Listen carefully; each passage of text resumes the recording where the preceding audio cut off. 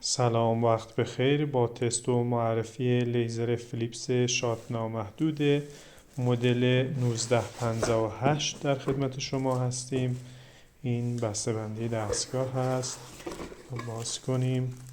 این دفترچه راهنمای دستگاه، کیف همراه دستگاه و این هم مابقی اقلام، آداپتورش هم خود دستگاه هست. این دستگاه شامل 4 تا لنز هست برای کل صورت، بیکینی، این کدومه؟ برای بیکینی هست، صورت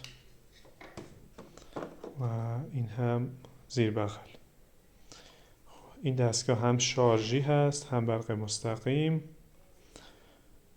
با همین کلید چند لحظه نگه دارید دستگاه روشن میشه. کلید آنالیز پوستش هست. این کلید رو بذارید رو پوست و مناسب ترین لیول رو برای پوست شما انتخاب میکنه که الان برای پوست من لیول 3 رو انتخاب کرده. این تیک رو بزنید دستگاه فعال میشه و اگه بذارید رو پوست شات میزنه.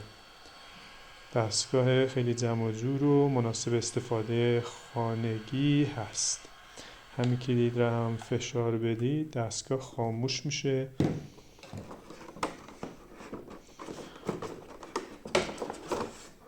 از باقی اقلام همراهش، آداپتور و پاک کننده لنز دستگاه.